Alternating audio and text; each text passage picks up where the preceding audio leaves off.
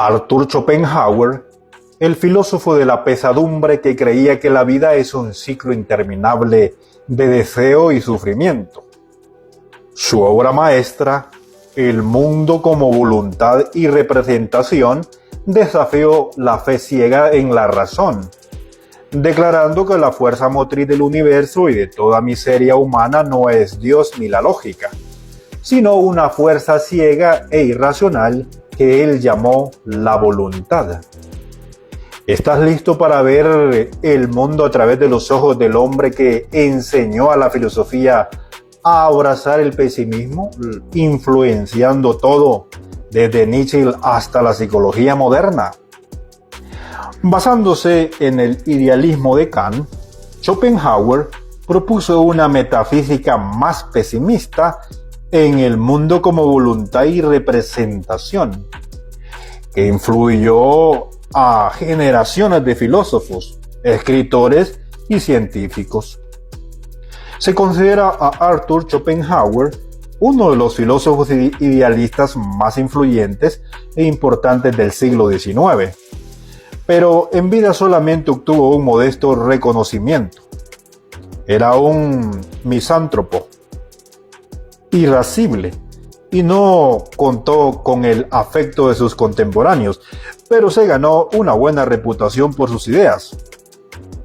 La claridad de sus argumentos y su estilo literario, melancólico pero lleno de ironía, nació en el entonces independiente puerto de Danzig, hoy Danzig, donde su padre era un exitoso comerciante. Desde su infancia se asumió que Arthur se dedicaría al comercio internacional e incluso le pusieron ese nombre porque se escribe igual en varios idiomas. En 1793, después de que Prusia se anexase a Danzig, los Schopenhauer se marcharon a Hamburgo y Arthur se quedó con una familia en Havre, Francia. En 1799 entró en un colegio privado de Hamburgo. Fue un buen estudiante y pronto dominó, además del alemán, el francés y el inglés.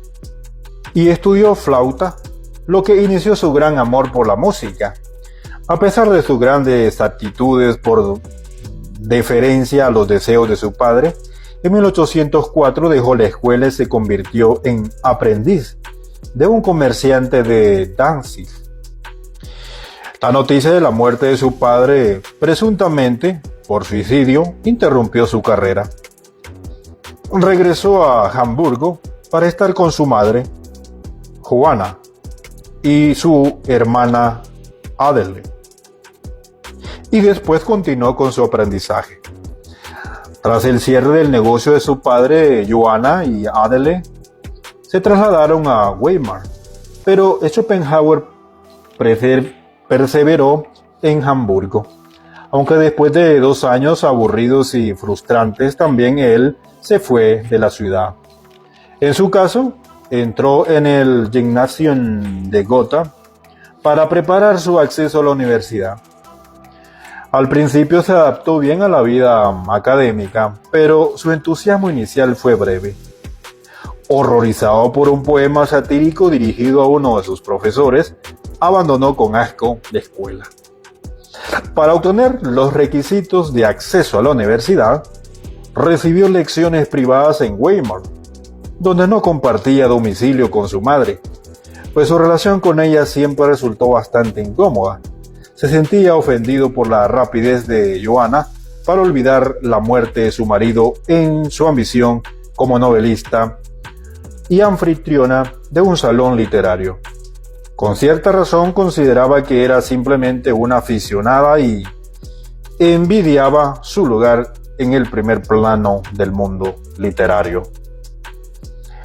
Al cumplir 21 años, la herencia de su padre le permitió gozar de una cierta independencia. Se matriculó en la Universidad de Göttingen y durante 2 años siguientes estuvo fascinado con la filosofía de Platón y de Immanuel Kant.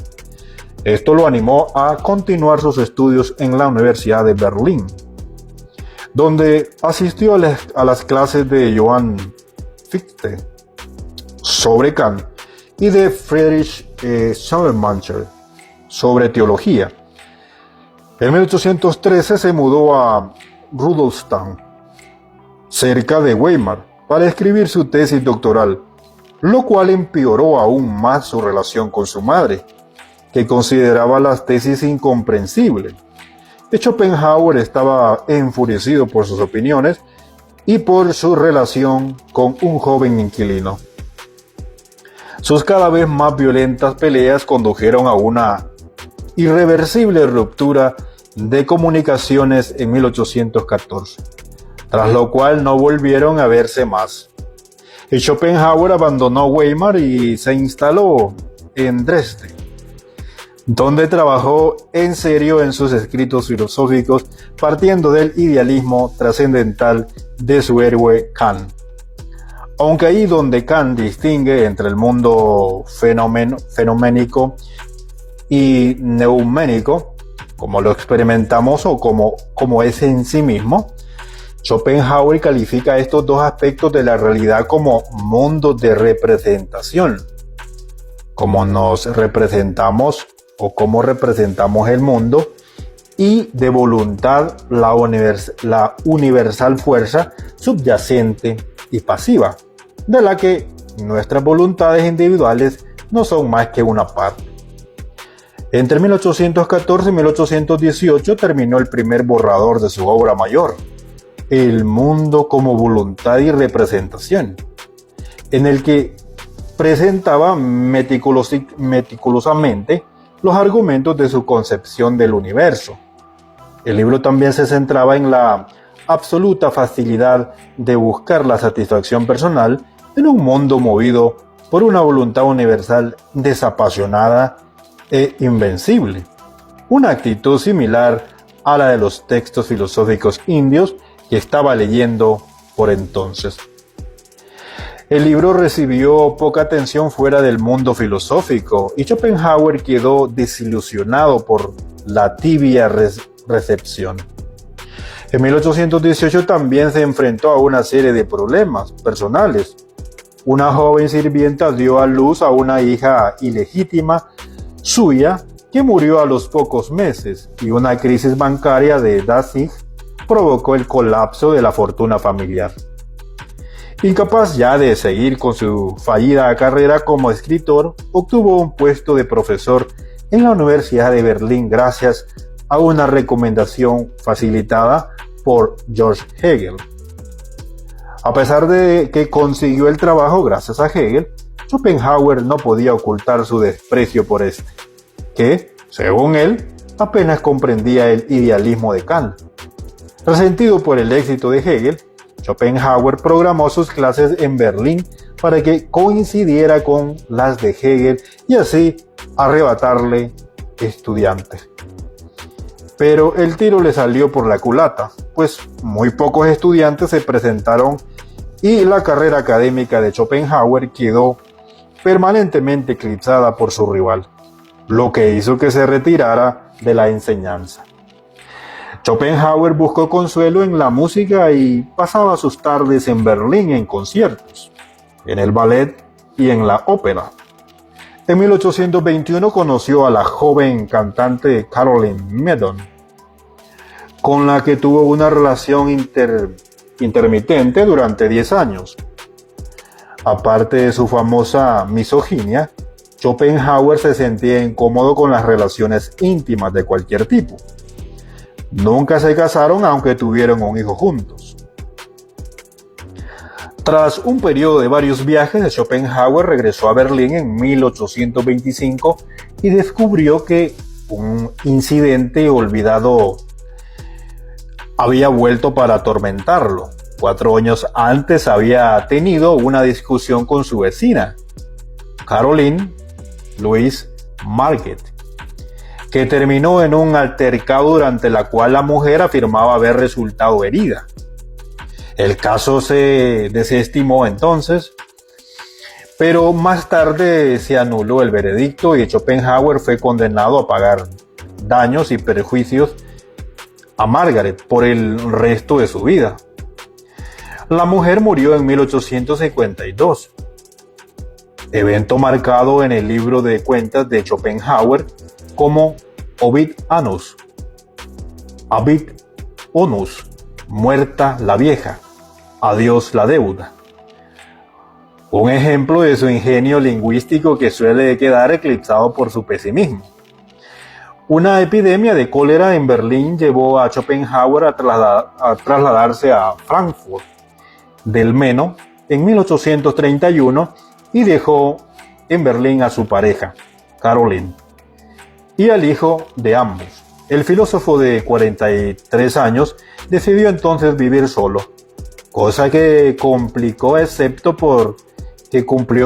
por una sucesión de caniches, todos llamados Atman o But, y de gatos.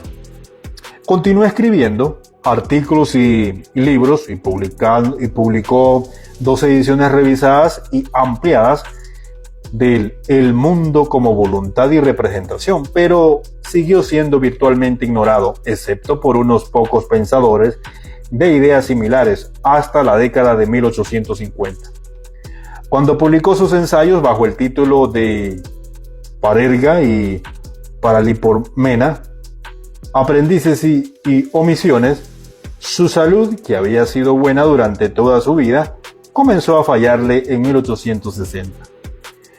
Cumplidos ya los 72 años y en septiembre de aquel año murió apaciblemente de un fallo cardíaco mientras dormía en su sofá, con su gato en el regazo. Este mundo de lo conocible, en el que estamos y que está en nosotros, es tanto la materia como el límite de nuestras consideraciones, dijo. ¿Te sientes identificado con lo que hablamos hoy? Únete a nuestra comunidad suscribiéndote al canal, déjanos un like para apoyar la conversación. Me encantaría leer tu opinión, así que comenta tu experiencia aquí abajo y si crees que este mensaje debe llegar a más personas, compártelo.